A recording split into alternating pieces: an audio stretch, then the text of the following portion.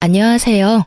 저는 작년 새로운 출발을 한 30대 후반 여자입니다. 열차 애청자가 된 지도 꽤 오래되었네요. 늘 그렇듯 출퇴근 시 사연을 들으며 무료한 시간을 재미있게 보내고 있어요. 사연을 듣다 보니 작년에 제가 겪은 일도 들려드리고 싶어 사연을 보내봅니다. 남편과 저는 소개팅으로 만나 새싹이 돋아나던 봄의 연인으로 발전했어요. 반년 동안 뜨겁게 연애하던 저희는 동거하게 되었고 다시 돌아온 봄에 결혼을 하게 되었습니다. 남편과 저는 동거하던 집에서 신혼살림을 시작했어요. 모아둔 돈이 있긴 했지만 좀 더 모아서 가는 것이 여러모로 좋을 것 같았어요. 작은 원룸에서 시작한 신혼. 친구들은 저마다 한마디씩 했지만 저희는 행복했습니다. 여보, 어머님 우리랑 같이 살고 싶어 하는 눈치시던데 어쩌면 좋아? 한두 번도 아니고 모른 척해. 우리 엄마 쉬운 시엄마 아니야. 같이 살면 당신이 많이 힘들 거야. 그래도 될까? 그럼 정 안 되면 내가 나설 테니 너무 걱정하지 마. 하여튼 합가는 없어. 난 당신 고생시킬 생각도 없고 두 여자 사이에서 등 터질 생각도 없거든. 그럼 당신만 믿는다. 그래, 나만 믿어. 조금 많이 드센 어머님에게서 든든한 방패막이 되어주는 남편과 함께라면 원룸이 아니라 서울역에서 노숙을 해도 행복할 것 같았어요. 하지만 저에 대한 어머님의 집착 아닌 집착은 심해졌고 저는 지쳐갔어요. 그 사이에서 남편 역시 힘들어지고 있었고요. 여러 가지의 문제가 있었지만 그중 가장 힘든 것이 연락이었어요. 어머님은 제가 적어도 하루에 한 번은 전화하길 원하셨고 저는 알겠다고 대답하며 그만큼 자주 연락하길 바란다는 말이겠지 하고 대수롭지 않게 생각했어요. 저의 직은 의류 판매직이었는데 신혼여행과 매장 공사가 겹쳐 신혼여행에서 돌아와서도 매장 정리가 덜 되어 일주일 정도 더 쉴 수가 있었어요. 그동안엔 저도 집에서 쉬니 어머님께 전화를 자주 드릴 수 있었어요. 하지만 출근하게 되니 바빠졌어요. 거기에다 저는 매장 매니저였기에 할 일이 더 많았어요. 그래도 잊지 않고 연락드리려고 노력했어요. 남편이 5살 때 남편의 부모님은 이혼하셨고 어머님은 어린 남편을 혼자 키우느라 고생을 많이 하셨다고 들었던 터라 더 노력했어요. 하지만 새 단장을 한 매장은 일이 넘쳐났고 저는 일에 치여 연락드리는 것을 깜빡하고야 말았어요. 다음 날 출근을 하는데 문득 어머님 생각이나 전화를 드렸더니 전화 연결이 되지 않더라고요. 전 이상했지만 출근길이었던 터라 금세 잊었어요. 그날 저녁 퇴근을 하고 돌아온 남편이 곤란하다는 듯 저에게 물어오더라고요. 여보, 혹시 어제 엄마한테 전화 못했어? 나 어제 진짜 바빴어. 당신도 알지? 요즘 우리 매장 일 진짜 많은 거. 그래서 깜빡했지 뭐야? 근데 당신 어떻게 알았어? 엄마한테 전화 왔더라고. 좀 토라진 것 같아. 남편의 말을 듣는데 왜 통화 연결음도 없이 전화가 연결되지 않았는지 알 것 같더라고요. 혹시 어머님 나 차단했어? 내가 전화 안 했다고? 남편은 멋쩍은 듯 고개를 끄덕였고 전 너무 황당하더라고요. 전화 한 번 안 했다고 며느리 전화를 차단하는 시어머님, 들어는 본 적 있으신가요? 하물며 제가 노는 사람도 아니고 교대 근무에다가 직원들 스케줄까지 관리하느라 그렇지 않아도 정신이 빠지게 바쁜데 전화 한 번 안 했다고 차단이라뇨.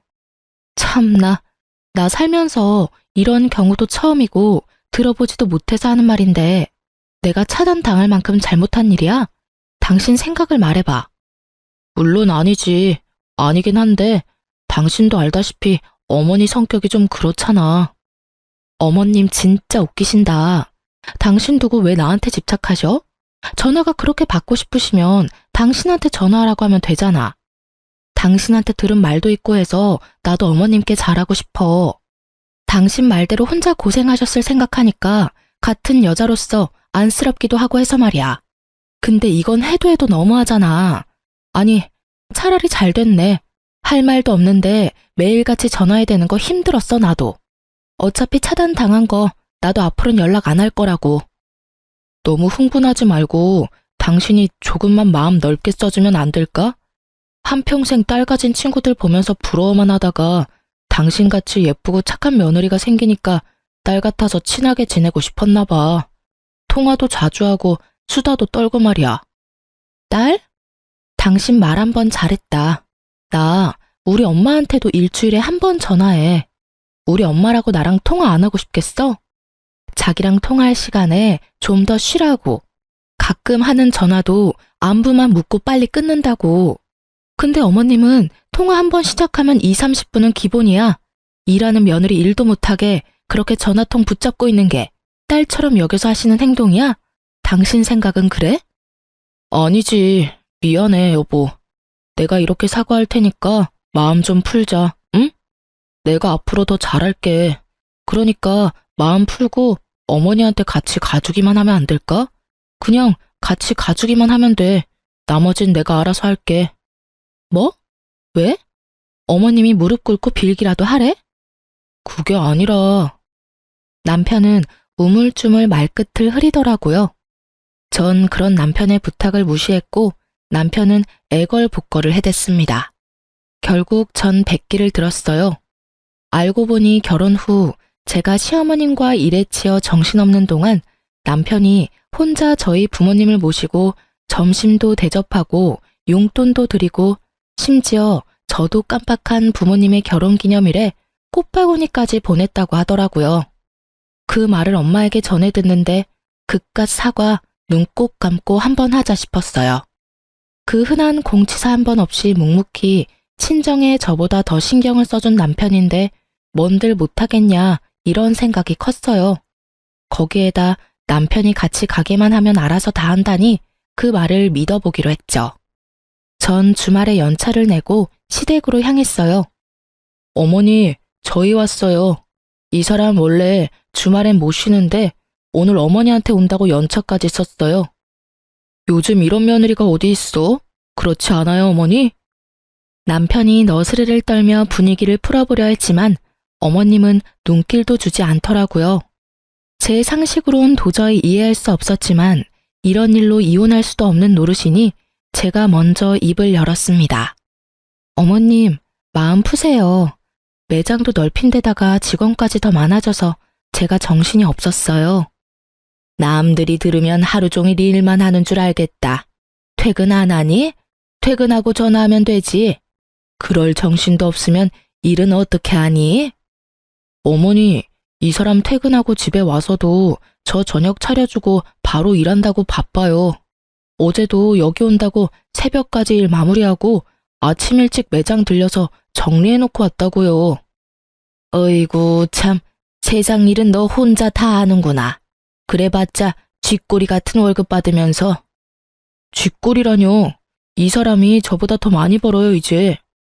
뭐? 그깟 옷가게에서 그렇게나 번다는 말이야? 평소 알게 모르게 제 직업을 깔보던 어머님은 꽤 놀란 눈치였어요. 그런 어머님의 분위기를 읽은 남편은 이때다 싶은지 쉬지 않고 말을 쏟아냈어요. 그깟이 아니에요. 그래도 이름 있는 브랜드라고요. 그것도 그렇고 이 사람 그냥 직원이 아니라 매니저, 그러니까 관리직 같은 거라 성과 보수도 있어서 어떤 달은 저보다 더 벌 때도 있어요. 그러니까 그만 마음 푸시고 이해 좀 해주세요. 이 작은 몸으로 주말에도 못 쉬고 이러는데 얼마나 힘들겠어요. 이 사람 계속 잠도 못 자고 해서 이틀에 한 번씩 코피까지 쏟는다고요. 그렇게나 바빠? 너 그러다 몸 다 상하겠다. 너희 밥은 먹었니? 사실 코피까지 쏟진 않았는데 목에 핏대까지 세워대며 말하는 남편을 보며 어머님은 마음이 풀리셨는지 밥까지 차려주시더라고요. 물론 차단도 푸셨고요. 그리고 앞으로 바쁘면 굳이 하루에 한 번씩 연락하지 않아도 된다는 말까지 들었어요. 중간 역할을 톡톡히 해준 남편이 얼마나 듬직하던지. 다른 건 몰라도 남편 복은 있다고 생각했었어요. 앞으로 남편 새끼가 제 뒤통수를 어떻게 칠지 상상도 못하고요. 하여튼 좋은 분위기에서 시댁 방문은 마무리가 되었고 전 이제 이런 일로 사람 피곤하게 만들 일은 없겠지 하고 안심했어요. 하지만 시어머님은 상식 밖의 사람이었고 제가 연락을 드리지 않으니 어머님이 전화를 해대기 시작하더라고요. 바빠서 전화를 받지 않으면 받을 때까지 하는 어머님. 점점 심해지는 어머님의 선 넘는 전화에 전 지쳐갔고 예민해지고 있었어요. 당연히 일에도 지장이 생겼어요. 한번 시작하면 끝날 생각이 없으신 어머님과 부재중. 본사에서 오는 연락을 놓치는 일은 다반사였고 항상 미소가 얼굴에 장착되어야 하는 제 얼굴엔 스트레스로 인해 미소 따윈 지어지지 않는 지 오래였어요. 일이 이렇게 되니 더는 참아선 안 되겠더라고요. 그래서 전 남편을 붙잡고 얘기를 했어요. 여보, 나 진짜 미치겠어, 어머님 때문에. 또 왜? 본론은 시작도 안 했는데 남편도 지긋지긋한지 말에 날이 서 있더라고요. 저는 그런 남편의 모습에 더욱 화가 치솟았습니다. 또 왜? 몰라서 물어? 아, 당신은 모르겠다. 우리 부모님은 사회 불편할까봐 전화 한 통 하시는 일이 없으니까 말이야. 무슨 말이 하고 싶어서 이래? 내가 무슨 말을 하고 싶은지는 당신이 더 잘 알잖아. 어머님, 진짜 해도 해도 너무 하시는 거 아니야? 출근해서 일하고 있는 시간인 거 뻔히 다 아시면서 통화 시작했다 하면 끊을 생각도 없이 쓸데없는 말만 하신다고. 쓸데없는 말이라니? 당신은 무슨 말을 그렇게 해? 그럼 옆집 개가 임신을 했는데 그 아빠가 누구인지, 옆집 아주머니는 무거운 짐을 들다가 허리가 삐끗했는데 수술해야 할지 그냥 한의원을 다녀야 할지 등등. 이게 쓸데있는 말이야 그럼? 적적하시니까 그러시겠지. 적적하면 당신한테 전화하라고 해. 그럼 되겠네. 알겠어. 알겠으니까 그만 좀 해. 하루 이틀도 아니고 나도 미치겠어. 그런 식으로 얼렁뚱땅 넘어갈 생각하지 말고 당신이 어떻게 좀 해. 이러다 진짜 나 미치는 꼴 보기 싫으면 말이야. 전화를 안 받으면 바쁜가 보다 하고 그만하셔야지. 받을 때까지 하시는 게 상식적으로 말이 돼? 일하는 거 다 아시면서. 그러면서 전화 안 받으니까 걱정되어서 그랬다고 하시는데 내 생각엔 그건 걱정이 아니라 거의 집착이라고.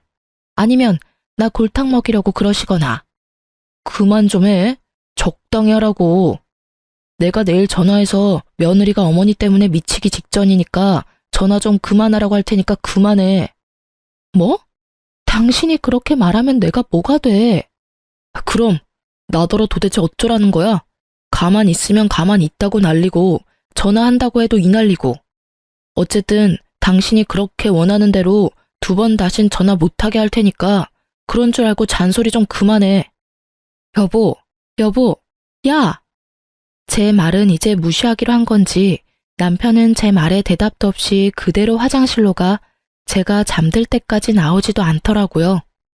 아침에 일어나 출근 준비를 하는 남편을 보며 생각해보니 남편을 너무 잡았나 싶어 슬며시 말을 걸어보았지만 남편은 대답도 하지 않은 채 출근을 해버리더라고요. 그런 남편의 모습에 저 역시 마음이 확 상해버렸어요. 이후 꼭 필요한 말이 아니면 대화조차 하지 않았고 그런 날이 생각보다 길어졌어요. 좁은 원룸, 피할 곳도 없는데 말도 한마디 하지 않고 살려니 정말 답답해서 미쳐버릴 것 같더라고요. 하지만 절대 제가 숙이고 들어가고 싶지 않았어요. 일전엔 남편이 워낙 저자세로 나오며 저를 이해해주려 노력했기에 좋은 게 좋은 거라고 참고 넘어갔지만 이번엔 제가 먼저 화해의 손을 내밀었는데도 불구하고 저딴 식으로 나오니 저도 화가 많이 났었거든요. 시어머님의 연락도 없으니 꼭 해야 할 말도 없었고요. 답답한 것만 빼면 조용한 그 일상이 좋았어요. 하지만 그것도 오래 가진 않았죠. 모처럼 쉬는 날이었어요. 마침 먹을 것이 똑 떨어진 터라 장도 보고 청소도 하며 시간을 보내고 있었어요. 그때 시어머님께 전화가 오더라고요. 네, 어머님. 그래, 잘 지내고 있니? 네, 잘 지내고 있어요. 오늘 쉬는 날이라서 반찬도 좀 하고 청소도 좀 했어요. 어머님은 잘 지내시죠? 혼자 사는 노인네가 똑같지 뭐. 다름이 아니라 나 집 내놨다. 집이요? 어머님 처음 장만하신 집이라고 한평생 사실 거라고 하셨잖아요. 무슨 일 있으세요? 그게 아니라 이 집 팔고 너희랑 같이 살려고. 어머님 말씀을 듣고 있는데 누가 뒤통수를 망치로 내려친 것처럼 멍하더라고요. 우리 집이 넓은 것도 아니고 원룸에 사는데 어떻게 같이 사시려는 건지. 아니, 집이 넓다 하더라도 한번 물어보시지도 않고 혼자 그런 결정을 내리는 건지 이해가 되지 않아 말이 나오지 않더라고요. 너무 당황하기도 했고요. 예, 내 말 듣고 있니? 아, 네. 듣고 있어요. 저희랑 같이 사신다고요? 그래, 시세보다 싸게 내놔서 아마 금방 팔릴 거다. 어머님, 저희 원룸 사는 거 잊으신 거 아니죠? 남편이랑 저랑 회사도 가깝고 돈 좀 더 모아서 대출 조금이라도 덜 내고 이사 가려고 아직 원룸 살고 있잖아요. 내가 치매라도 걸린 줄 아니? 뭐 그렇게 설명하고 있니? 너희 원룸 사는 거 나도 다 안다. 그런데 어떻게 같이 살아요? 저희 둘 살기도 좁은데요. 내가 그래서 집을 내놓은 거야. 집 한 돈에 너희 모아둔 돈 꽤 되지? 그거 합치면 지금 내가 사는 집보다 큰 집 살 수 있을 게야. 그럼 대출할 필요도 없고 집도 넓어지고 혼자 있는 내 걱정도 할 필요 없으니 여러모로 얼마나 좋니? 그럼 그런 줄 알고 너희도 이사할 준비나 하려무나. 볼일을 마치신 어머님은 제 대답은 필요도 없다는 듯 전화를 끊어버리셨어요. 길지도 않은 통화에 너무 충격적인 내용이 많아서 전 멍하니 휴대전화를 보며 서 있었어요. 하나 둘 머릿속 정리가 끝나고 합가해야 한다는 결론에 도달했을 때 전 남편에게 전화를 걸어 할 말이 있으니 빨리 들어오라는 말을 하고 전화를 끊었어요. 그나마 다행스러운 건 남편도 어머님을 모시고 사는 건 반대했었다는 것이었어요. 그날 저녁 남편은 퇴근을 하고 돌아왔고 여전히 남편의 얼굴은 어두웠어요. 무슨 일인데? 표정만큼 말투도 어두웠지만 전 더는 큰 싸움으로 키우고 싶지 않아 오르는 화를 꾹 누르고 최대한 상냥하게 말하려고 애썼습니다. 어머님 오늘 전화하셨는데 집 내놓으셨대. 우리랑 같이 사시려고 그러셨다는데 당신 생각은 어때? 당신도 반대하지? 예전에 같이 안 살 거라고 나한테 모르는 척하라고 그랬었잖아. 그렇지? 그래? 나한텐 별말 없으시던데. 아, 어머니랑 아버지 다시 합치신다고 하시던데 그래서 그러시나 보다. 아버님이랑 어머님이 다시 합치신다니? 그게 무슨 말이야? 당신만 가끔 아버님 만나는 거 아니었어? 어머님도 만나고 계셨던 거야? 아니, 최근에 만나셨나 봐. 아버지가 어머니한테 연락했는데 어머니도 나 장가가고 적적하셨는지 가끔 만나시다가 다시 합치기로 하셨나 봐. 아버지 몸도 요즘 안 좋으셔서 어머니도 걱정되셨겠지 뭐. 여러모로 잘된 일이지.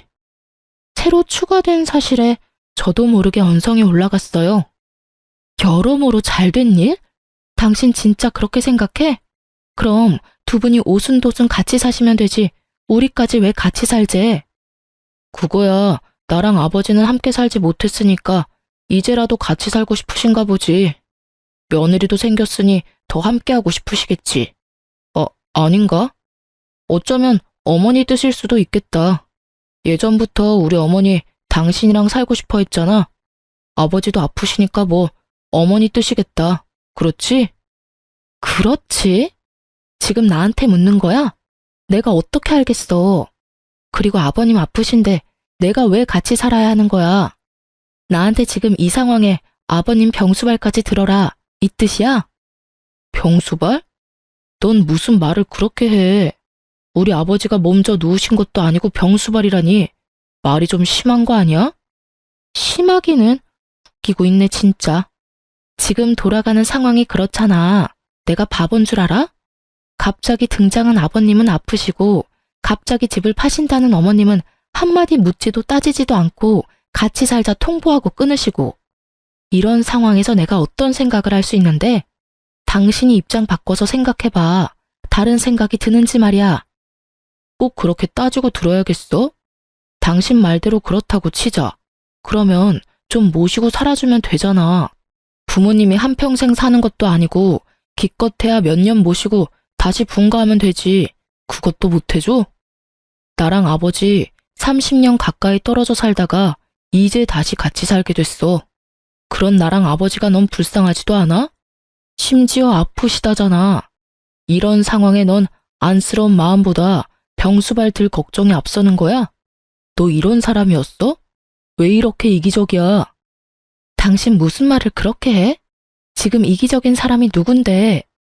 애초에 어머님 모시지 말자고 했던 사람은 당신이었어. 잊었어? 그리고 지금 당신이 나한테 큰 소리 내면서 화낼 상황이야? 미안하다고 살살 달래줘도 모자랄 판국에 왜 당신이 나보다 더 화를 내는 거야? 당신이 사사건건 시비 걸고 넘어지는 건 생각 안 해? 시비? 이게 지금 시비라고 생각해? 아니면 뭔데 이게? 하여튼 난 부모님 모시고 살 거니까 그게 싫으면 우리 이혼해. 뭐? 우리 부모님 모시고 살 거 아니면 이혼하자고. 그런 줄 알고 잘 생각해. 난 오늘 어머니 댁 가서 잘 테니까 그런 줄 알고. 남편은 통보하고선 집을 나가버렸습니다. 아무리 요즘 둘 사이에 분위기가 좋지 않았다 하더라도 너무 변해버린 남편을 보니 충격이 크더라고요. 그리고 이런 일로 이혼이란 단어가 나올 거라고 생각도 안 해봤던 터라 충격이 더 컸어요. 생각지 못한 남편의 초강수에 고민이 되더라고요. 전 그때까지 남편을 사랑했고 이런 일로 헤어지고 싶지 않았으니까요. 하지만 일방적인 통보뿐인 합가도 하고 싶지 않았어요. 이기적이라 손가락질 받아도 싫은 건 싫었어요. 딱히 제가 이기적이라 생각되지도 않았고요. 고민으로 밤을 지새웠고 남편은 진짜 들어오지 않더군요. 전 같이 일하는 직원에게 양해를 구하고 시댁으로 향했어요. 어머님과 대화를 나눌 필요가 있다고 생각했거든요. 시댁이 골목 안에 있었던 터라 택시에서 내려 좀 걸어야 했어요.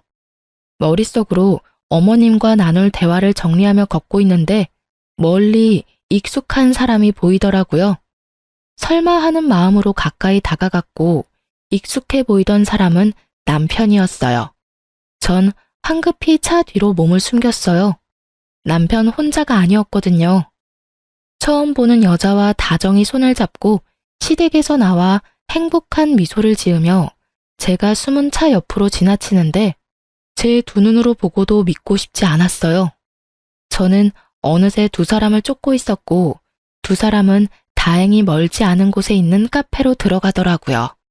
전 때마침 카페로 들어가는 무리에 몸을 숨겨 두 사람 모르게 가까운 곳에 자리를 잡고 앉을 수 있었어요. 그리고 들려오는 두 사람 대화는 충격, 경악 그 자체였어요. 자기야, 그럼 우리 결혼하면 어머님이랑 아버님이랑 모시고 살아야 해? 자기가 힘들더라도 한동안은 그래야 할 것 같아. 너무 걱정하지 마. 내가 자기 힘들지 않게 많이 돕고 중간 역할도 잘할게. 그리고 우리 엄마 남의 자식 귀한 줄 아는 사람이야. 잘 대해주실 거야. 아버지도 물론 잘해주실 거고. 자기도 방금 봤으니까 알 거 아니야. 저랑 아직 이혼하기로 한 것도 아닌데 벌써 시댁에 인사를 드리고 온 듯 결혼 얘기가 한창이더라고요. 당장이라도 달려가서 두 연놈을 박살을 내고 싶었지만 꾹 참고 두 사람 대화를 더 들어봤어요. 하긴 두 분 다 좋으시더라. 다정하게 잘 대해주시고. 그럼 한 1년만 모시고 나오자. 알겠지?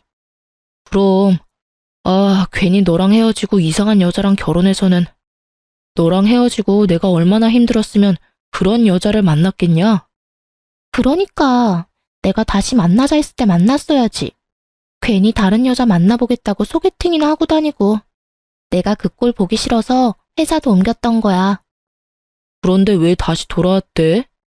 과장님이 다시 돌아오라고 계속 연락이 오기도 했고 자기가 나 말고 다른 여자랑 얼마나 잘 먹고 잘 살고 있나 궁금하기도 해서 돌아왔지. 나도 멋진 남자 만나서 잘 사는 모습 보여주려고 했는데. 그러는 여자가 회식 때 그렇게 노골적으로 모텔 가자고 꼬셨어? 그래서 싫었어? 싫긴. 자기가 그러지 않았으면 내가 꼬셨을 건데? 서로 얼마나 좋아 죽는지 남편 새끼와 상간녀는 찰싹 붙어서 떨어지질 않더라고요. 주변 눈치도 안 보고 대놓고 하는 애정 행각에 지나가는 사람들의 수군거리는 소리가 끊이질 않았죠. 결국 두 사람에게 카페 직원이 가서 한 소리를 하고 나서야 멈춘 듯 했어요.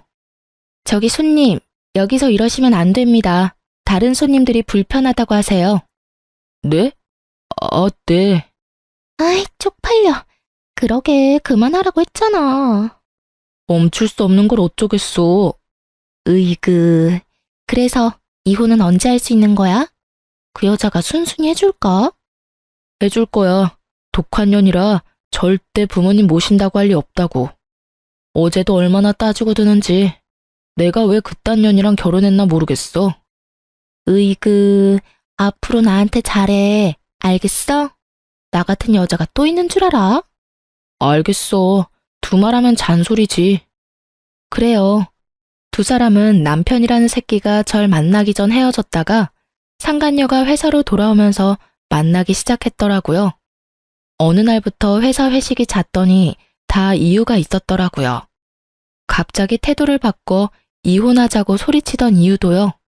불륜이 부끄럽지도 않은지 큰 소리로 잘도 짓거려준 덕분에 힘들이지 않고 상황 파악은 되었지만 앞으로 어떻게 해야 할지, 어떻게 하면 이 난관을 헤쳐나갈 수 있을지 아무 생각도 나지 않았어요. 이 채널에 올라온 다른 사람들의 사연을 들으며 다들 왜 저렇게 사냐고, 나 같으면 저렇게 안 산다고 했던 과거 저의 모습이 떠오르며 반성하게 되더라고요. 그러면서도 전 애청자답게 그간 들어왔던 통쾌했던 복수를 떠올리며 저의 복수를 계획했어요. 이래봬도 제가 열차 애청자인데 그냥 순순히 이혼해줄 수는 없었으니까요. 그날 밤 집으로 돌아온 남편 새끼에게 말했어요. 이혼하자. 정말? 나랑 이혼할 수 있겠어? 그깟 이혼하면 되지. 뭐 큰일이라고. 그리고 당신이 이혼하자고 해놓고 왜 그렇게 놀라? 왜? 하기 싫어? 아니, 난 당신이 이렇게 쉽게 이혼한다고 할 줄 몰랐지. 누가 그래? 쉬웠다고. 나도 쉽지 않았어. 하지만 어쩌겠어? 난 합가할 생각이 없고 당신은 죽어도 합가를 하겠다는데. 남들이 들으면 그깟 문제로 무슨 이혼까지 한다고 할 수도 있지만 우리한텐 그깟 문제가 아니니까 어쩔 수 없지. 그래. 그러면 법원은 언제 가지? 서류 여기. 내가 다 적어뒀으니까 당신은 도장만 찍으면 돼. 오늘은 여기서 자고 내일 일찍 법원 가자. 당신이 침대에서 자. 난 일이 바빠서 오늘도 밤새야 할 것 같아. 어? 알겠어. 아, 그리고 이거 기억하지? 남편은 제 손에 들린 종이 한 장을 보더니 얼굴이 새파랗게 변하더군요. 이거 그냥 장난 같은 거였잖아. 장난? 넌 5천만 원이 장난이야? 남편은 저와 결혼한 지 얼마 되지 않았을 때 비트코인으로 돈을 날렸고 제가 그걸 메꿔준 적이 있었어요. 그땐 장난처럼 썼던 각서 한 장이 이렇게 쓰일지 몰랐지만 결과적으론 천만다행이지 뭐예요. 여기 이런 내용이 있어. 만약 우리가 이혼하게 될 시 을은 갑에게 빌렸던 5천만 원을 일시불로 상환하고 이자 역시 일시불로 상환한다. 이자는 이금융 최고 이자로 계산하고 기간은 빌려준 시점부터 돈을 완납하는 시점까지로 한다. 그러니까 잘 계산해서 통장으로 입금해. 내일까지 입금 안 되면 고소할 테니까 그렇게 알고. 그러면 먼저 자. 난 씻고 일할 테니까. 전 혹시나 개거품 물고 달려들 수도 있는 남편을 피해 화장실로 대피했고 밖에서 어떤 소리가 들려와도 절대 나가지 않았어요. 몇 시간이나 흘렀을까요? 어떤 인기척도 들리지 않아 나가보았더니 속편히 자고 있더라고요. 그런 남편 새끼의 휴대전화를 뒤져보았어요. 그 멍청한 놈은 그 흔한 패턴도 해놓지 않았고 상간녀와 나눈 대화도 지우지 않았더라고요. 심지어 사진까지 있었어요. 그 멍청함이 얼마나 고맙던지. 전 외도 증거들을 손쉽게 손에 넣었고 다음날 아침 이혼할 생각에 들뜬 남편에게 또 한 방 먹일 수 있었어요. 이제 갈까? 근데 당신 대출은 얼마까지 돼? 내 대출은 갑자기 왜? 당신이 나한테 위자료 줘야 할 텐데 빌린 돈도 있고 하니까 아무래도 대출 한도에 간당간당할 것 같아서 그러지. 내가 당신한테 위자료는 왜 줘? 당신 바람 피운 거 나 다 알고 있어. 증거도 다 있으니까 발뺌할 생각 같은 거 하지 말고. 난 택시 타고 법원 갈 테니까 당신은 차 끌고 오든가 알아서 해. 오면서 대출도 좀 알아보고. 그럼 이따가 봐. 야, 잠시만. 내가 그럴 돈이 어딨어. 그래도 양심은 있네. 바람 피운 건 부정 안 하는 거 보니까. 아, 맞다. 그리고 나 상간녀 소송도 할 거니까 그년한테도 좀 전해줘. 돈 준비하라고. 알겠지? 그럼 나 먼저 간다. 제 뒤통수에 대고 욕을 어찌나 하는지. 그 욕을 다 들으면서 집에서 나오는데 화는커녕 웃음이 터져 나왔어요. 어찌나 통쾌하던지. 여기서 복수가 끝이냐고요? 그럴 리가요. 제가 여기 애청자인데 이깟 위자료 좀 뜯어냈다고 통쾌하겠으며 복수가 될까요? 제 복수는 이제부터 시작이었어요. 저의 계획대로 이혼은 잘 진행되었고 빌려주었던 돈과 더불어 위자료도 다 받았어요. 돈을 뜯긴 상간녀는 아직도 정신을 못 차리고 전 남편과 결혼하더라고요. 그 한치 앞도 보지 못하고 사랑 타령이나 해대는 것이 얼마나 고맙던지 눈물이 다 나더라고요. 빚쟁이 남편의 집착이 광층에 가까운 시모에 몸 아픈 시부까지. 지옥으로 가는 KTX를 탄 상간녀의 앞날은 보지 않아도 뻔했어요. 전 서두르지 않고 때를 기다렸습니다. 그리고 생각보다 빨리 그때가 왔어요. 두 사람이 결혼식을 하고 한 달이나 지났을까요? 전 남편한테 전화가 왔더라고요. 아직도 그날의 그 기쁨이 잊히지 않아요. 전 전화를 받았고 전 남편과 만나기로 했어요. 제가 상간녀의 존재를 처음 알았던 그 카페에서요. 오랜만이야. 많이 수척해진 전 남편은 저를 보며 드라마 남자 주인공 눈가를 하며 안부를 물어왔어요. 우리가 안부나 주고받을 사이는 아니잖아. 무슨 일이야? 본론만 말해. 그냥 요즘 힘들어서 당신 생각이 났어. 많이 보고 싶었어. 왜? 재혼 생활이 생각처럼 즐겁지 않은가 봐. 아, 힘들어 죽겠어.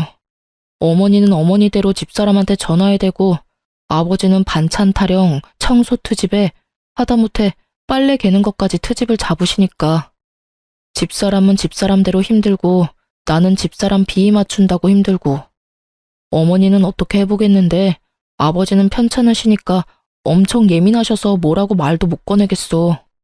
하루하루 미쳐버리겠어 아주. 하소연이나 하려고 나 불렀니? 나 바쁜 거 몰라? 꼭 그렇다기보단 아까 말했듯이 보고 싶어서. 그래서 하는 말인데 우리 다시 시작하면 안 될까? 나 정말 후회 많이 하고 있어. 내가 미쳤었나 봐. 어쩌다 그 여우 같은 거한테 홀려서 당신만한 여자가 또 어디 있다고.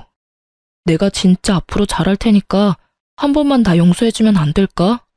그러니까 당신 말은 그 여자랑 이혼하고 다시 나랑 결혼을 하겠다고? 나한테 바람 피운 남편도 모자라 시어머님의 시아버님까지 모시고 살아라 이거야? 아니지. 당신만 돌아온다고 하면 내가 이혼하고 분가도 하지. 당신이 부모님하고 연 끊으라고 하면 연도 끊을 수 있어. 뭐든 다 할 수 있다고. 너 진짜 상당한 쓰레기구나. 뭐? 내가 너 바람 피운 거 바로 여기 이 자리에서 알았어. 그때 네가 한 말 아직도 기억해놔. 나 같은 여자 만난 거 후회한다고, 미쳤었다고. 앞으로 정말 잘할 거라고 그렇게 얘기했었지. 이 말 어디서 많이 들은 말 같지 않아? 어? 그게 말이지. 방금 네가 나한테 한 말이랑 똑같아도 어쩜 그렇게 똑같니? 조그만 양심이라도 있다면 대사라도 바꾸지 그랬어? 하긴 양심이란 게 있는 사람이면 지금 내 앞에서 그딴 개소리나 짓거리는 일은 없었겠지. 아니, 애초에 바람 같은 걸 피지도 않았겠지. 뭐? 개소리? 너 말 다 했냐? 난 말 다 했는데 넌 덜 했냐? 설사 그렇다고 한들 난 더 듣고 싶지 않으니까 먼저 일어나 볼게. 그리고 이런 일로 다시는 연락하지 마. 나 너 목소리 듣는 것도 역겨워. 알겠어? 전 분노로 곧 죽을 듯한 전 남편을 뒤로 한 채 카페를 나왔어요. 야, 네 전 남편 곧 죽겠던데 몰골이 저승사자랑 하이파이브하고도 남을 것 같았어. 자기 무덤 자기가 팠지 뭐. 사진은? 잘 찍었어? 당연하지. 너한테 보냈어. 확인해봐. 친구가 보내온 사진엔 제법 다정하게 마주 앉은 전 남편과 제가 있더라고요.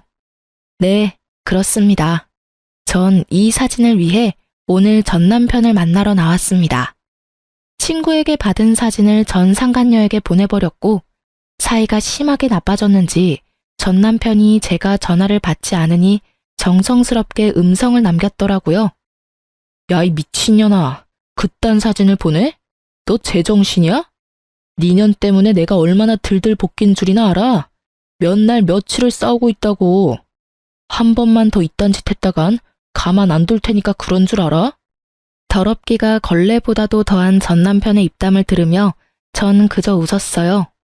아직 복수가 끝나지도 않았는데 이렇게 화를 내주니 앞으로는 얼마나 더 골머리가 아프고 분노가 치솟을까 싶어서요. 전 주저없이 남편의 욕설에 대한 보답을 실행하기로 했어요. 전 남편의 회사로 두 사람의 외도로 인해 저와 이혼하게 되었다는 사실을 보내버렸거든요. 바람 피운 두 연놈이 멀쩡하게 회사 다니는 꼴을 어떻게 보고만 있겠어요? 거기에다 전 남편의 회사엔 말 많기로 유명한 전시모의 친구까지 근무하셨기에 꽉 먹고 알 먹고였어요.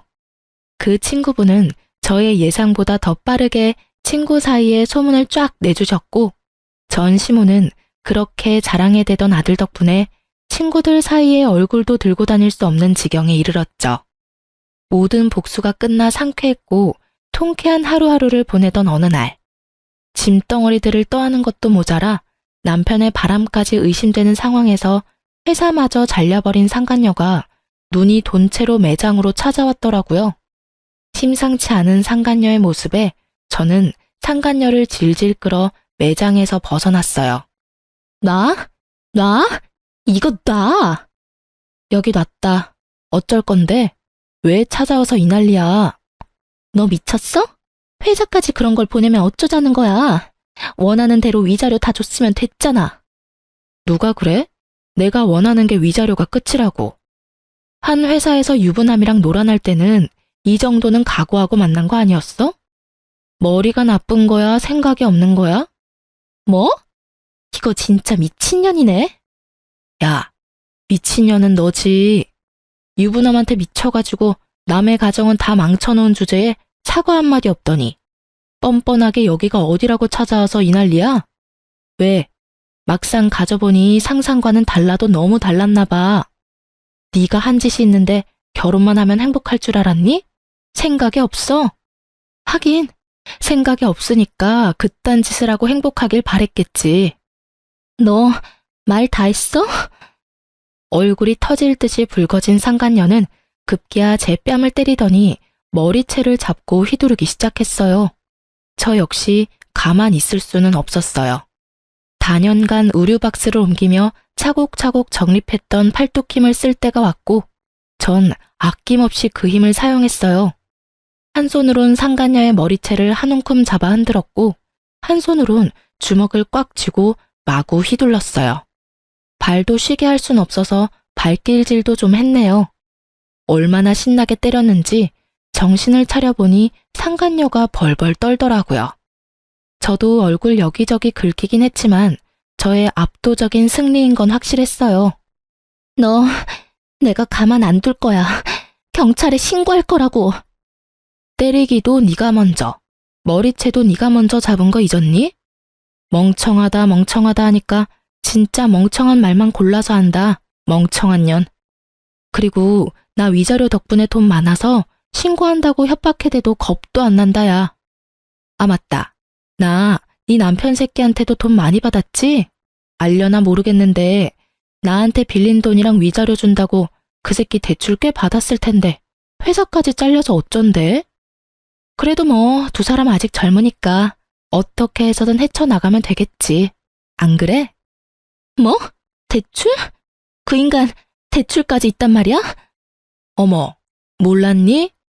아마 한도 끝까지 받아서 나 줬을 텐데. 완전히 속았어. 이게 다 너 때문이야. 다 너 때문이라고. 내가 가만히 있을 줄 알아?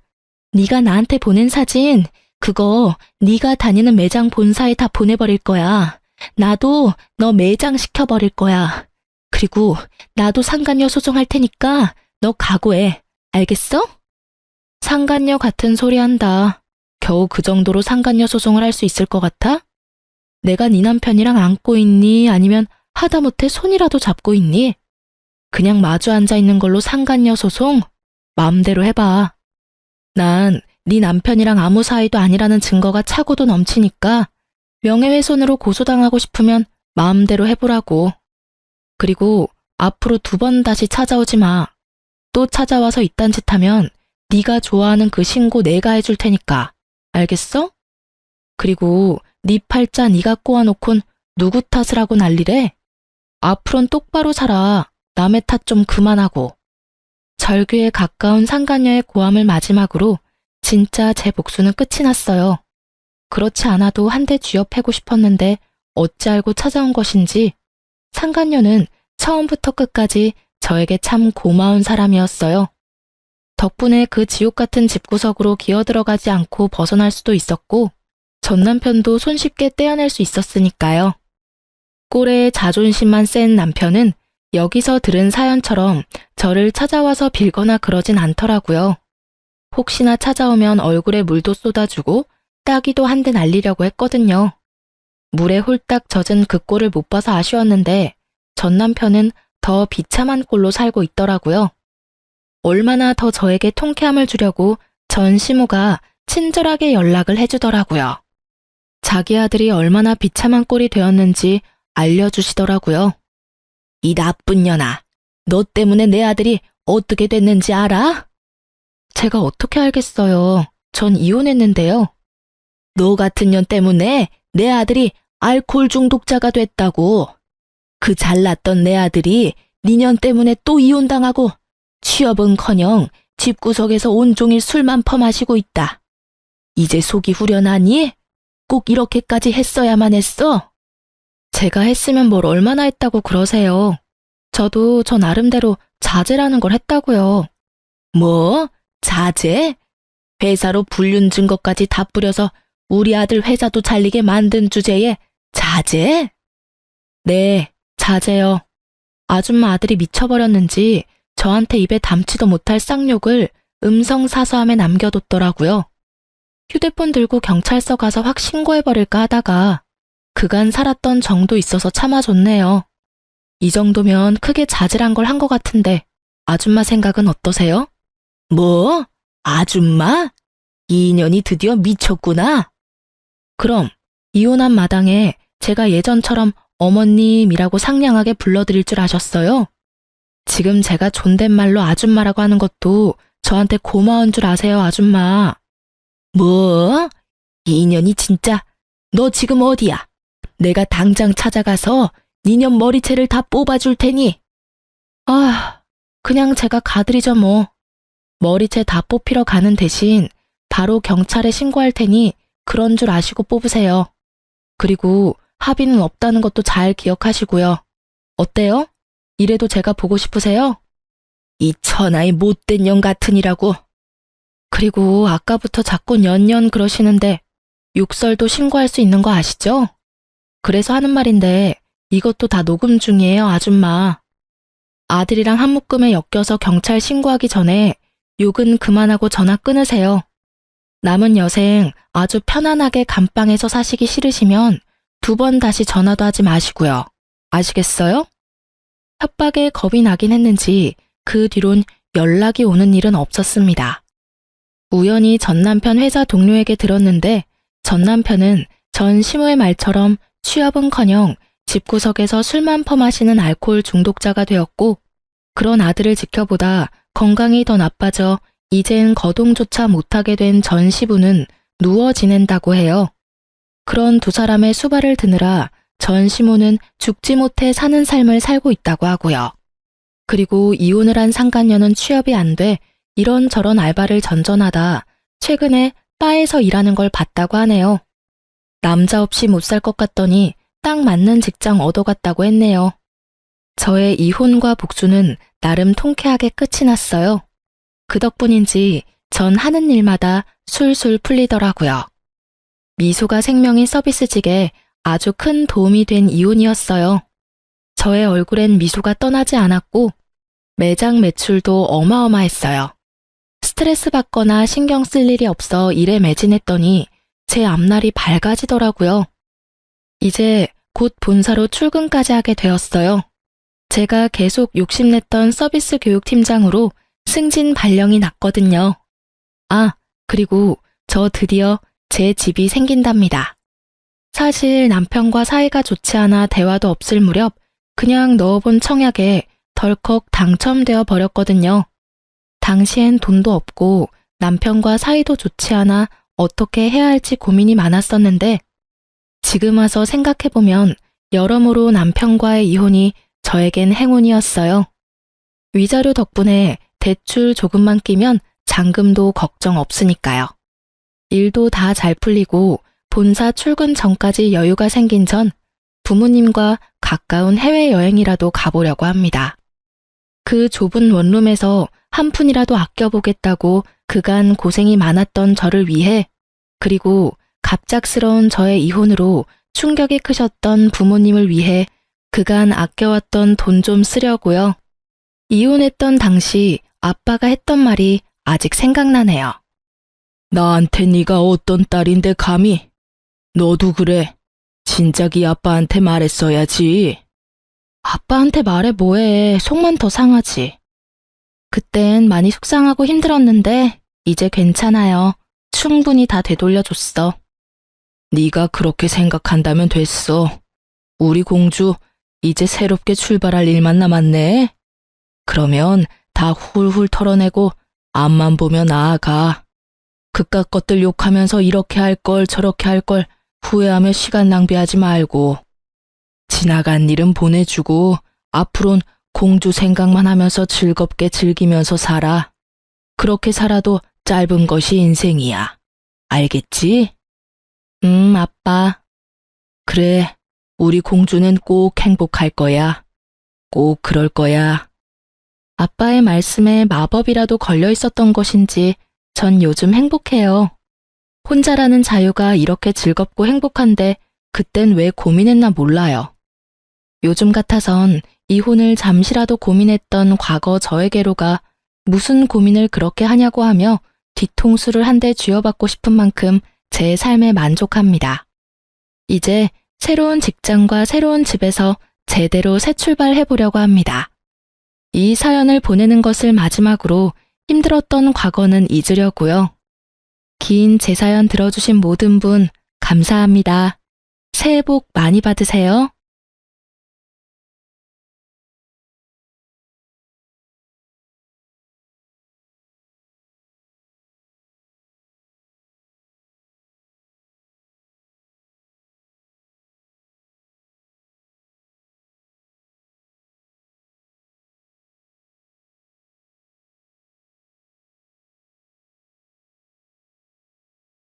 안녕하세요. 저는 평범한 30대 여성이에요.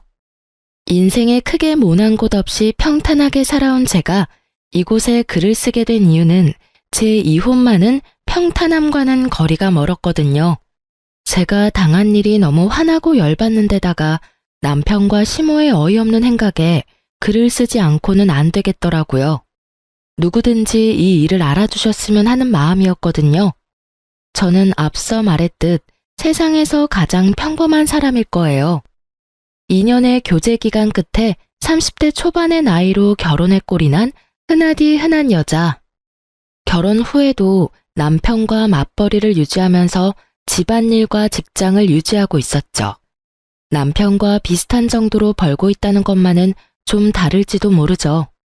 보통 남자들이 여자보다 더 잘 버는 경향이 많잖아요. 남녀 차별이 아니라 실제로 저희 업종에서는 여자보다는 남자가 돈을 더 많이 받고 있기도 하고요. 남자가 승진이나 경쟁에 좀 더 가깝다고 해야 하나? 그런 면이 있으니 어쩔 수 없는 결과라고 봐야 하죠. 그런데 이 부분에 대해서는 확실히 하고 넘어가야 되는 점이 있는데, 제가 잘 버는 게 아니에요. 저는 평균이고요. 남편이 생각보다 못 버는 거죠. 남편에게는 승진이나 경쟁을 통한 지위 상승의 욕구가 전혀 없거든요. 뭐라고 해야 할까요? 그런 경쟁보다는 평화로운 분위기가 더 좋다고 본인은 말하곤 하는데, 그런 것 치고는 돈 쓰는 건 좋아하거든요. 저는 돈을 많이 벌고자 하는 욕구는 하고 싶은 걸 하기 위해서라고 생각하는 사람이라, 남편의 그런 이중적인 태도는 결혼 초에도 이해가 되지 않았어요. 조금만 더 노력하면 될 것 같은 사람인데 노력은 고사하고 시작조차 하지 않으려는 모습을 보며 그냥 이 사람 성격인가 보다 싶었는데, 이혼할 때가 되어서야 알게 됐죠. 그 사람의 나쁜 습성이라는 걸요. 그 습성 때문에 저는 남편에 대한 정이 다 떨어져서 이혼을 하게 된 거예요. 사실 남편뿐만은 아니죠. 제가 이혼하게 된 이유 중에 또 하나는 시모였으니까요.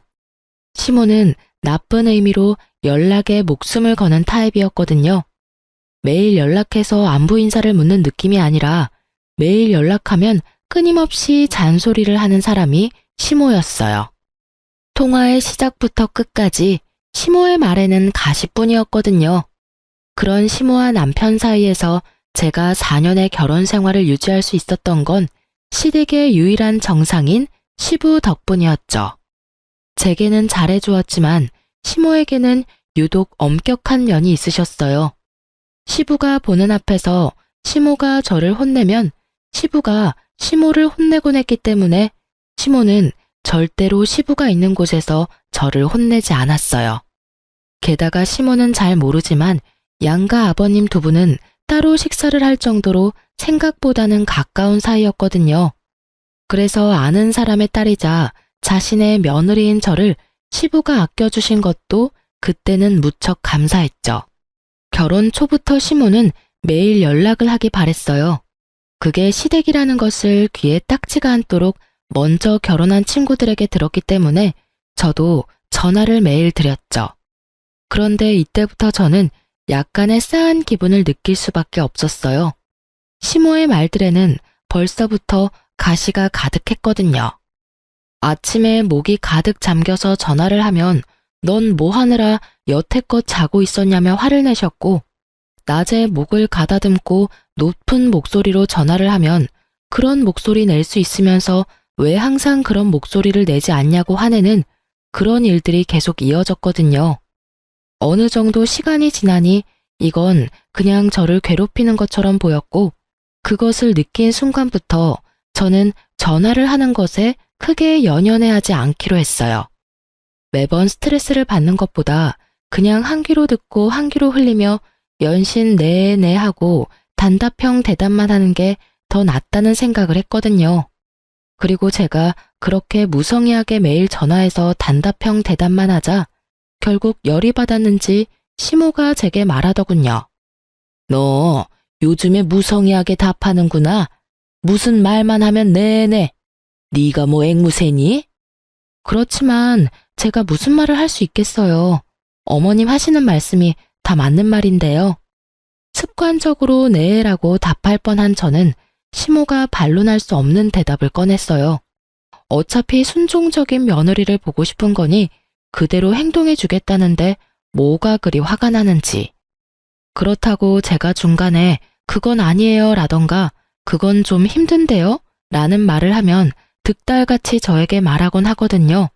어른 말이 말 같지도 않아? 라고요. 그러니 네 말고 제가 할 수 있는 말은 없잖아요. 제 말에 시모도 따지기는 좀 그랬는지 저한테 그러더군요.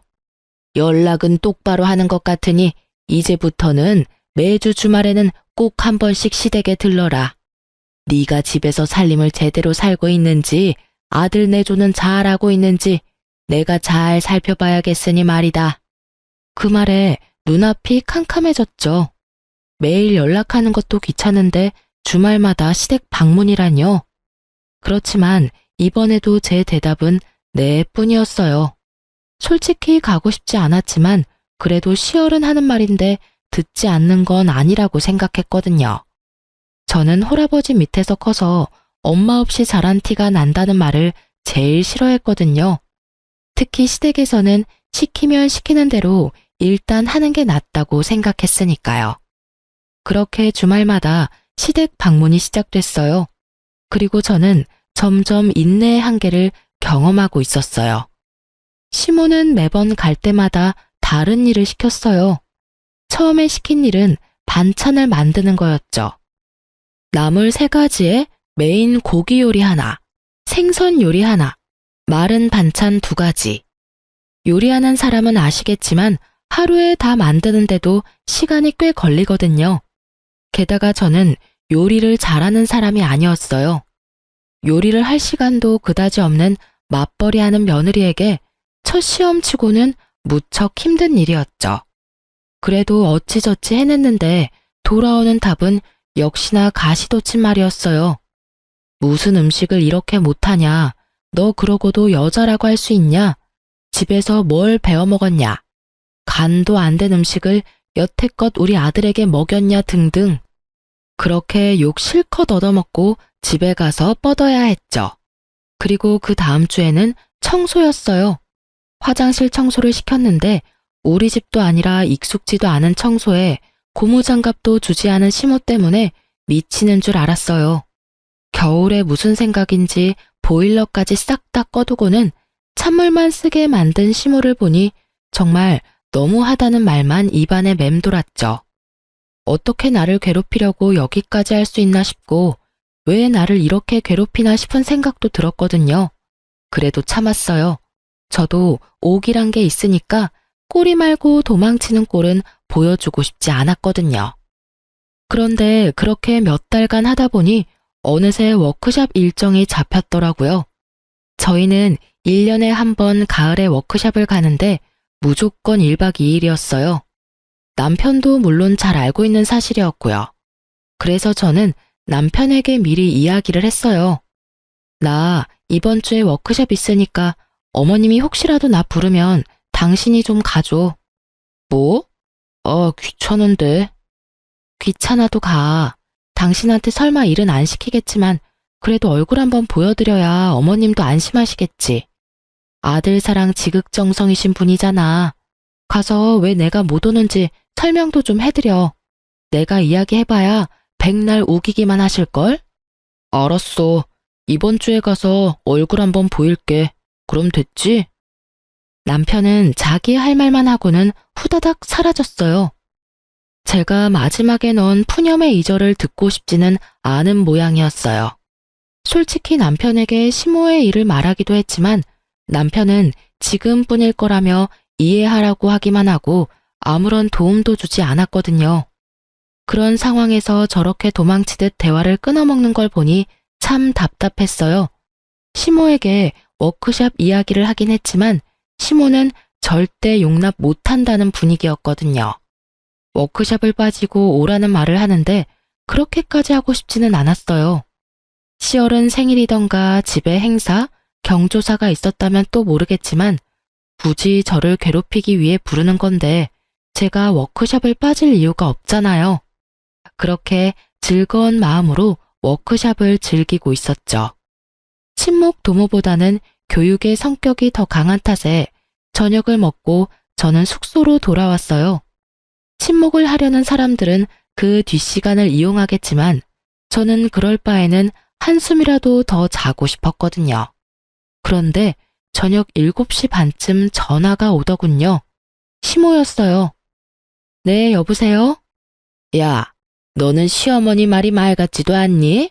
어디서 뭘 하고 자빠졌길래 코빼기도 보이질 않아? 어머님, 저번에 제가 회사에서 일이 있어서 못 간다고 미리 말씀드렸잖아요. 그 사람한테 가보라고 했는데 안 온 거예요?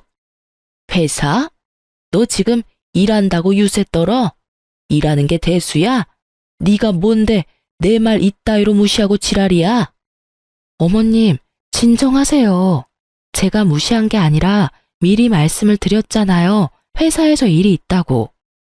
니깎게 돈 몇 푼 번다고 그렇게 당당하게 매번 회사 거려? 집안일도 제대로 못하고 남편 내조는 더 못하는 주제에. 그래, 돈 번다고 너도 가장 노릇한다고 말하고 싶디? 주제 파악을 해야지. 결혼을 했으면 결혼한 여자답게 조신하고 어른 공경할 줄 아는 며느리가 돼야지. 시어머니 말을 개똥으로도 안 들어. 아주 처음부터 마음에 안 들었어. 그깟 돈 몇 푼 번다고 네가 우리 집을 무시하냐 이 말이야.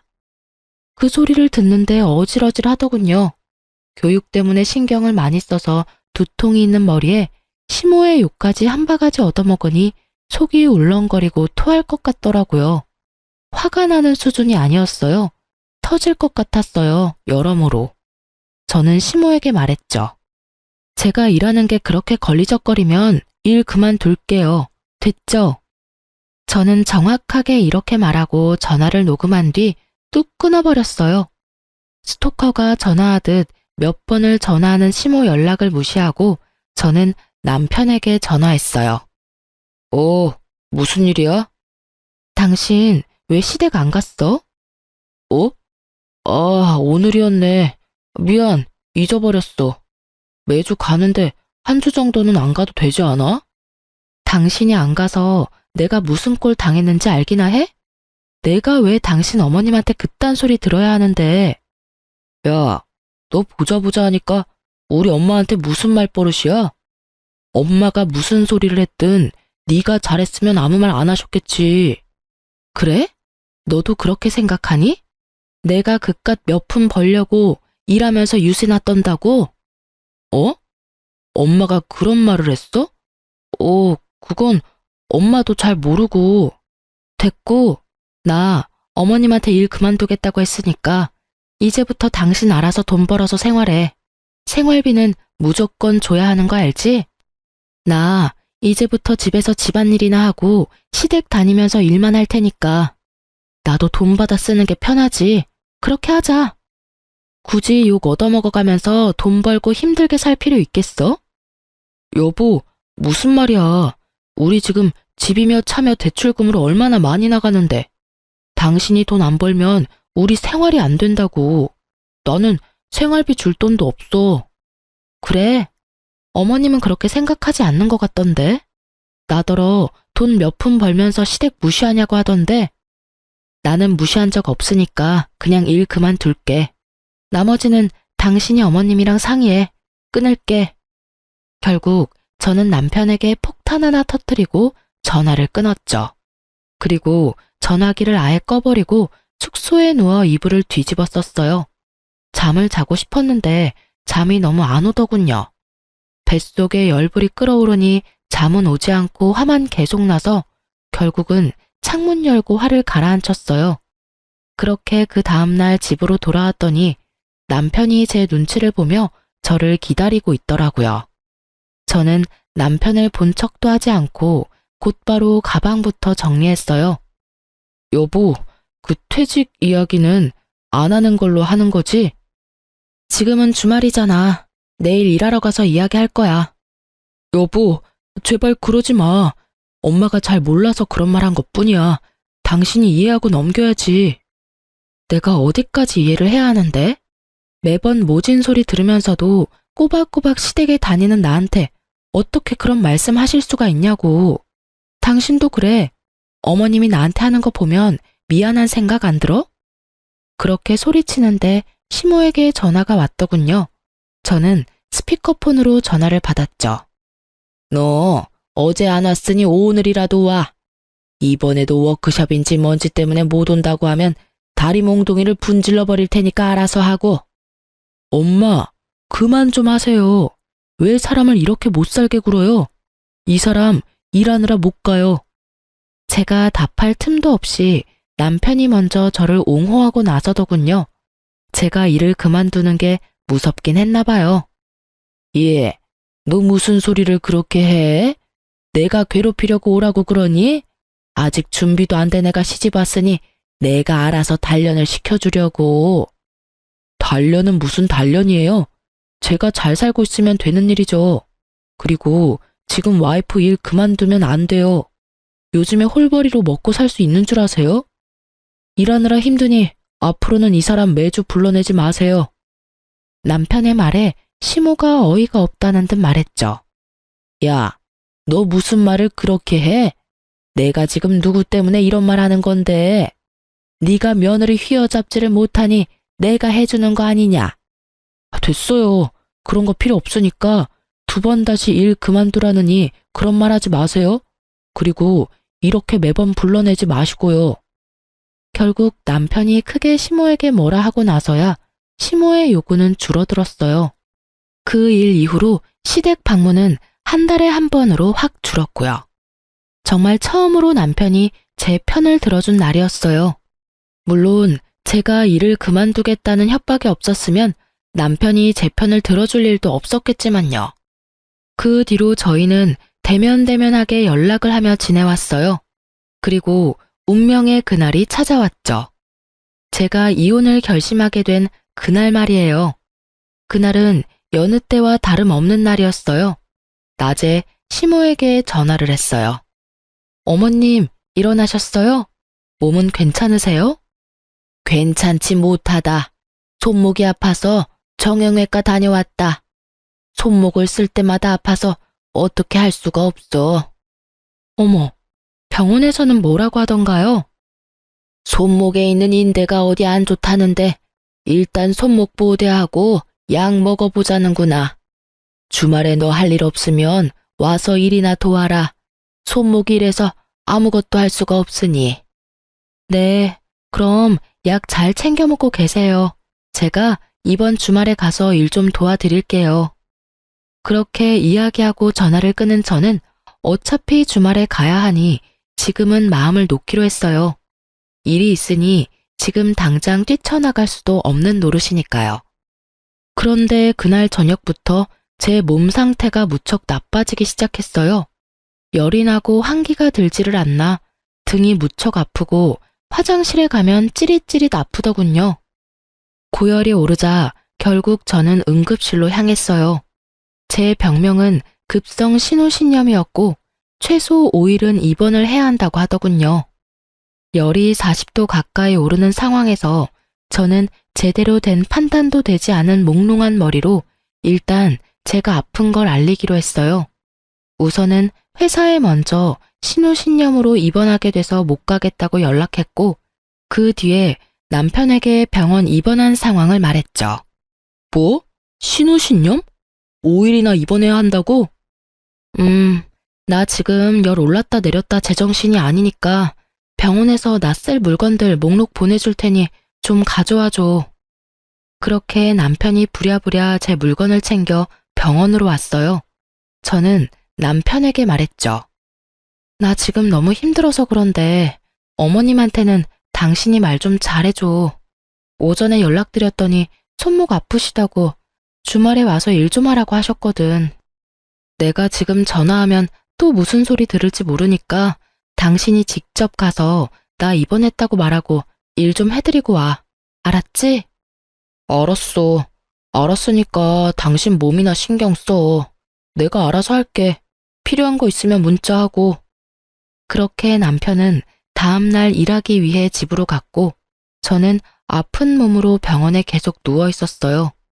솔직히 제가 시모에게 전화를 할 수도 있었지만 여태껏 당한 일이 많으니 굳이 제 쪽에서 먼저 전화를 하고 싶지는 않았어요. 대신 남편에게 한 번 더 문자는 보냈죠. 이번 주말에는 꼭 어머님에게 가라고 말이죠. 남편의 알았다는 답변을 보고서야 마음을 좀 편하게 먹을 수 있었어요. 그렇게 치료를 받고 5일 만에 퇴원하는 날, 아침에 병원에서 제 물건을 미리 준비하고 있었어요.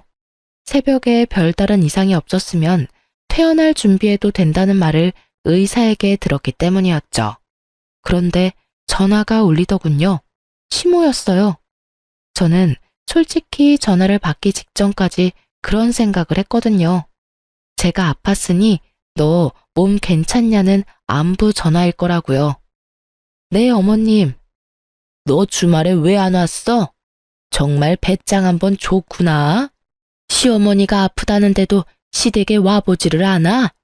야, 네가 그러고도 우리 집안 며느리야? 일이 아무리 바빠도 시어른이 아프면 튀어와야지. 어, 어머님, 저 입원했다가 이제 막 퇴원하는 길이에요. 그 사람 집에 안 왔어요? 거짓말도 잘하네. 네가 무슨 입원이야? 너 네 입으로 우리 집 오겠다고 말했어. 그런데 네가 한 말도 지키지 못해? 어디서 이런 여자가 굴러 들어왔는지. 여기저기 마음에 안 드는 구석만 가득하고 아프다는 심호 무시하고 병원이라고 거짓말을 해. 내가 전생에 무언 죄를 지어서 이런 며느리를 짊어지고 살아야 해. 어머님, 진정하세요. 남편한테 확인부터 해보고 연락드릴게요. 저는 우선 시모에게 그렇게 말하고 전화를 끊었어요. 그리고 남편에게 전화를 걸었죠. 당신 어제 시댁에 안 갔어? 어머님이 나한테 전화 오셨어. 어? 미안. 또 잊어버렸네. 설마 엄마가 또 전화 왔어? 그래. 지금 화가 머리 끝까지 나셔서 아주 나 잡아먹으려고 안달이 나셨어. 빨리 전화해서 오해 풀도록 말 좀 잘해봐. 남편과 전화를 끊고 저는 초조하게 기다렸어요. 얼마 지나고 시모에게 다시 전화가 왔더군요. 그런데 목소리를 들어보니 더 화가 나셨더라고요. 야, 너 도대체 뭐 하는 년이야? 우리 아들한테 뭐라고 이야기했는데 또 걔가 나한테 뭐라고 하는 거야? 너 설마 남편 쥐잡듯 잡니? 아니면 우리 아들 패고 다녀? 아니면 약점이라도 잡고 흔들고 있는 거 아니야? 네가 뭐라고 했길래 우리 아들이 나한테 이 난리냐고. 저는 정신이 하나도 없었어요. 분명히 이야기가 잘 됐을 거라 생각했는데 전혀 이야기가 되지 않았더라고요. 시모는 무슨 일인지 더 화가 났고 둘 사이 어떤 대화가 오고 갔는지 알 수 없으니 저는 답답할 뿐이었죠. 어머님, 제가 뭘 어떻게 했다고 그러세요? 저는 그냥 남편에게 오해를 빨리 풀어달라고 한 것밖에 없어요. 오해? 싸가지 없는 년을 봤나? 네가 온다고 했으면 와야지. 안 온 건 누가 봐도 네 잘못 아니냐? 오기 싫어서 남편 보내려고 한 거 잘 들었다. 너 그렇게 시댁이 싫으면 그냥 이혼해. 왜 살아? 나 꼴 보기 싫다고 시위하나 본데 나도 너 꼴 보기 싫어. 너 때문에 우리 집안 분위기도 망쳤고 우리 아들도 네가 망치고 있잖아. 살면서 나한테 소리 한 번 지른 적 없는 착한 아들이 네 말 한마디에 꿈뻑 죽어서는 아주 이 엄마를 잡는다고. 네가 문제야. 다 네 탓이야. 네가 책임져야지 누구한테 지금 오해다 아니다 난리냐고. 어머님, 제가 아파서 입원 중이라고 말씀드렸잖아요. 입원 확인서 진단서 있으니까 보고 말씀하세요. 솔직히 저도 이런 말 듣는 거 기분 나쁘고 화나거든요. 어떻게 며느리한테 그런 말씀을 할 수가 있으세요? 아파서 입원했다 퇴원한 며느리한테. 몸조리 잘했냐는 말 들을 줄 알았는데 다짜고짜 전화해서 왜 안 왔냐고요? 열이 40도까지 올라갔다 내려갔다 해서 못 갔어요. 그리고 남편한테 가달라고 미리 이야기했고요. 가지 않은 건 남편 탓이지 제 탓이 아니잖아요. 입만 살아서는 그것도 변명이라고 해? 네 병이 뭔 병인지 알겠다. 그거 꾀병이야.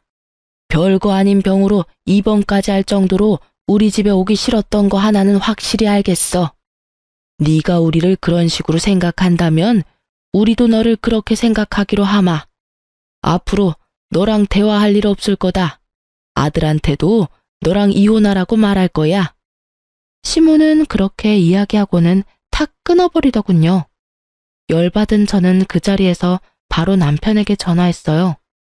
당신 도대체 어머님한테 무슨 소리 한 거야? 어머님이 왜 저렇게 나한테 난리시냐고. 내가 무슨 말까지 들었는지 알아? 왜 가만히 있는 나한테 그래. 나는 내가 가기로 했는데 못 갔다고 이야기했어. 더 이상 내가 무슨 말을 해? 내가 아팠다고는 이야기했어? 왜 내가 아픈 걸 꾀병이라고 이야기하시냐고. 이상하잖아. 당신 몸 안 좋다고 말했어. 어머니가 그러는 거 하루 이틀 일도 아니고 당신이 좀 이해하고 넘어가면 안 되냐? 매번 이게 뭐야. 중간에서 고생하는 내 생각하지도 않지. 매번 나한테 이야기하라고 하고 나도 그거 하기 싫어. 두 사람 일은 둘이서 해결하라고. 그래. 당신은 중간에서 아무것도 모르고 나랑 어머님 둘이서 열받아서 지금 이러고 있다는 거지? 알면 묻지 마. 두 사람이 알아서 풀어. 나는 이제 더 이상 두 사람 사이에 끼지 않을 테니까. 남편 새끼 말 듣는데 진짜 머리통 돌 것 같더라고요. 끼고 말고의 문제가 아니잖아요, 애초에.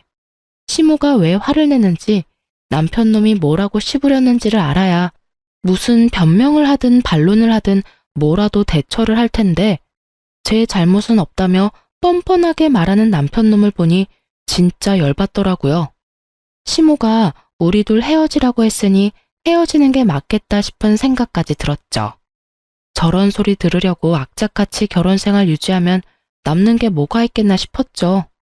집 팔자 지가 꼰다고 저는 그게 딱 질색이었거든요. 그런데 그냥 이혼하는 거 너무 화나잖아요. 누구 좋으라고 그냥 이혼을 해줘요? 이혼해주면 남편 놈은 둘째치고 시모는 얼마나 속이 시원하겠어요. 눈엣 가시 같은 며느리년 치웠다고요. 그리고 시모도 제게 모진 소리 퍼부은 것처럼 누군가에게는 모진 소리 듣도록 해줘야 동등한 거잖아요. 그래서 저는 친정 아버지에게 이렇게 말했어요.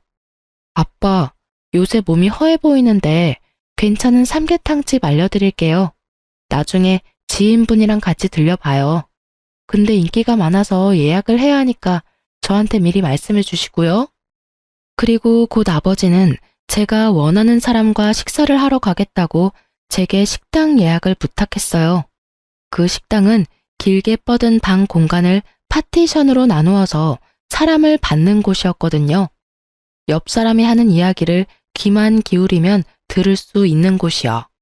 그렇게 아버지의 식사 예약을 하면서 저는 똑같은 날짜 시간에 바로 그 옆칸에 예약을 하나 더 잡았어요. 그리고 그 날짜에 식사나 하러 가자며 시모와 남편을 태워 아버지와 약간의 차이를 두고 옆방인 예약석으로 향했죠. 난 아직도 왜 내가 너랑 이곳에서 밥을 먹어야 하는지 모르겠구나. 나는 이제 너랑 상종도 안 하겠다고 했어. 두 사람 이혼하기 전에 나는 너랑 겸상할 생각 없다. 그렇게 말하면서 제 눈을 쳐다보지도 않는 시모를 보며 저는 남편부터 쳐다봤어요. 여전히 남편은 제 눈을 피하기 바쁘더군요. 어머님, 왜 그렇게 화가 나셨는지는 모르겠지만 제가 이 자리를 만든 건 어머님이 오해하고 계시는 걸 풀어드리기 위해서예요. 어머님은 제가 꾀병으로 시댁에 가지 않았다고 생각하시죠? 여기 입원 확인서와 진단서 가져왔어요. 보시면 아시겠지만 저는 그날 입원하고 있었고 열이 40도까지 오르내려서 몸 상태도 엉망이었어요. 저는 정말로 아팠고 남편에게 어머님에게 가보라고 이렇게 문자로도 당부를 했었어요. 그딴 종이 쪼가리가 뭔데 내가 너를 믿어야 하니?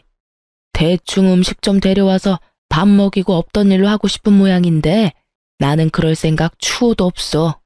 그러니까 이렇게 쓸데없는 짓 그만하고 두 사람 이혼할 생각부터 하는 게 어떠니? 이래서 내가 처음에 너 들이기 싫다고 그렇게 말했어. 엄마 없이 커서 뭘 배웠겠냐고. 이거 봐라. 내 말이 맞았지? 배운 게 없으니 시어른 말을 귀한 줄 모르고 귓등으로 듣지. 말도 안 듣고 잘하는 게 있기를 하니? 인물이 예쁘기를 하니? 그렇다고 내 아들한테 잘하는 것도 아니고 못하는 것밖에 없는 애를 왜 내 며느리로 받아들여야 해? 아무리 숨겨도 애미 없는 건 티가 나. 그래서 며느리로 받아들일 생각도 없었는데 이게 뭐니? 내 아들 인생의 오점만 만들어서는. 정말로 이때는 복수고 뭐고 그냥 시모 머리끄댕이를 쥐어뜯고 싶더라고요. 지금은 돌아가신 저희 친정어머니까지 모욕하는 시모가 진짜 사람이 맞나 싶었거든요. 제가 화내기 전에 파티션이 확 젖혀졌죠. 거기에서 나타난 건 저희 친정아버지와 시부였어요. 두 분의 얼굴은 심상치 않았죠. 잔뜩 정색한 아버지와 상기된 채 분노로 가득 찬 시부. 맞아요. 제가 일부러 두 분이 들으시도록 이렇게 만들었어요. 시모는 시부가 있는 곳에서는 절대로 제게 못된 말을 하지 않았어요. 아예 말을 걸지를 않았죠. 그래서 시부는 이런 상황을 전혀 모르고 있었어요. 이혼하기 전에 시부가 시모가 어떤 사람인지 아셔야 할 것 같았거든요. 이 여편 내가 지금 뭐 하는 거야? 당신 정신이 나갔어? 내가 들은 말이 도대체 다 뭐냐고? 이혼? 당신이 대관절 뭔데 며느리한테 이혼을 하라 말아야. 그리고 넌 네 마누라가 이렇게 당하고 있는데 옆에서 지켜줄 생각은 하지도 않고 그냥 듣고 있어? 둘이서 한 사람한테 도대체 뭐 하는 짓이냐고? 시부의 노한 목소리에 시모가 깜짝 놀라서는 얼굴이 하얗게 질리더군요. 게다가 남편도 마찬가지였고요. 여보, 당신이 어째서 여기에... 그리고 사돈... 내 말에 대답이나 해. 당신은 나이를 대체 어디로 먹은 거야? 어떻게 며느리한테 그런 모욕적인 말을 퍼부어? 당신은 나랑 결혼할 때 완벽해서 결혼했어? 당신이야말로 매번 우리 어머니한테 혼났지. 왜? 당신이 시어머니한테 혼나면서 컸으니 며느리한테도 그리 구박하고 싶었어? 어른이 됐으면 그 마음을 좀 넉넉히 쓰라고 내가 몇 번이나 말했어. 좁쌀 같은 마음가짐으로 사람을 대하지 말라고 내가 몇 번을 말해. 게다가 이혼 이야기는 대체 왜 꺼냈어? 나는 억울해요. 내가 손목이 아파서 집에 오라고 했는데 오지 않은 건 며느리라고요. 며느리 편 들고 싶으면 뭐라도 알고 하던지 왜 나한테만 그래요? 그래? 여기 지금 며느리가 가져온 서류만 봐도 며느리가 얼마나 아팠는지 눈에 훤히 보이는데 당신은 이것도 못 믿겠다고? 그러면 네가 말해봐라. 넌 며느리가 가라고 했는데 네 어미한테 왜 안 왔냐? 시부가 이번에는 남편에게 물었어요. 그게 저도 잊어버렸고 솔직히 별거 아니라고 생각해서. 그래서 너희 엄마한테 며느리 아프다고 이야기는 했어? 입원할 정도로 심각하다고? 그런 말은 안 하고 그냥 아프다고만 했어요. 그치만 제 탓은 아니죠. 솔직히 저도 억울하죠. 엄마한테도 와이프가 하란 대로 했고 엄마가 열받은 것까지 제가 어떻게 다 책임을 져요? 그래서 너는 아무 잘못 없다 이 말이냐? 잊어버린 건 잘못 아니고 다른 사람 아픈 것도 아니고 네 엄마 아프다는데 왜 너는 잊어버리고 며느리가 가야 해? 며느리가 못 가는 상황이면 너라도 가야지 이 불효자식아. 며느리한테 네 엄마 다 맡겨놓으니 좋더냐?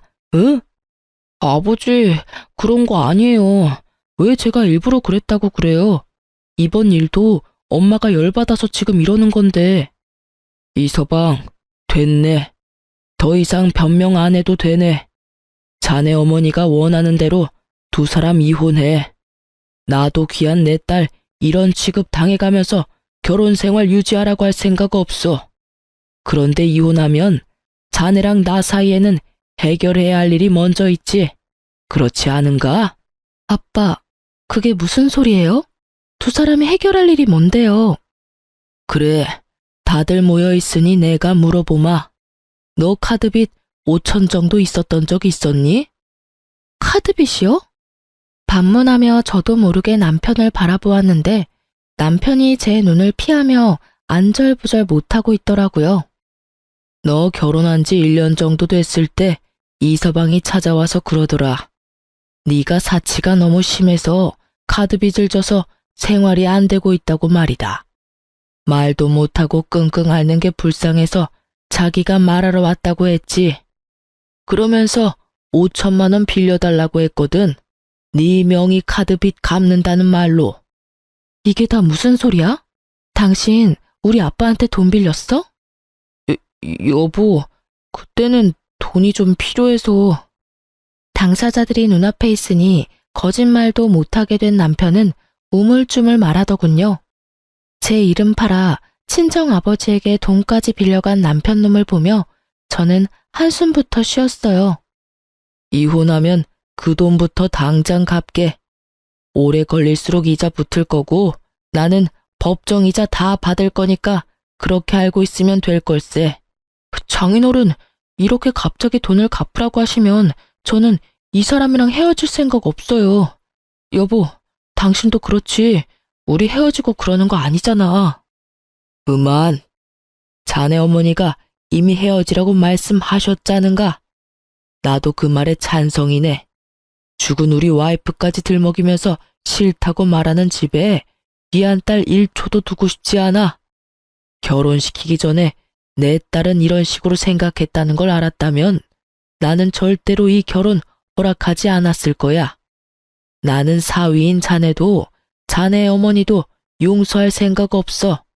그러니까 이혼해. 결국 아버지의 분노가 폭발하면서 분위기는 완전 싸해졌죠. 이 분위기에서 가장 당당한 건 시모였어요. 잘 됐네요. 우리도 그쪽 집안이랑 엮일 생각 없었어요.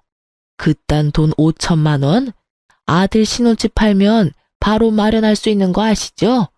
아유, 이제야 속이 시원하네. 이 정도로 깨끗하게 헤어져 준다니 우리도 깨끗하게 돈 돌려드리면 되죠? 엄마, 제발 그만 좀 해. 나 와이프랑 이혼 안 할 거라고. 대체 왜 혼자서 이 난린데? 뭘 알고나 지금 말하는 거야? 엄마는 아무것도 모르고 있다고. 내가 뭘 몰라? 인서가, 넌 잠자코 엄마 하자는 대로 해. 신혼집도 너 혼자 다 마련했으니 상관없지 않니? 신혼집을 왜 남편이 혼자 마련해요? 저랑 둘이서 반반 부담했는데요. 제 말에 시모가 처음으로 당황한 표정을 하더군요. 시모는 우리 신혼집을 남편이 다 샀다고 생각하는 모양이더군요. 하지만 저는 이미 집 살 때 반을 부담했거든요. 당신 대단하네? 이것도 거짓말했어? 도대체 거짓말 안 한 게 뭐야?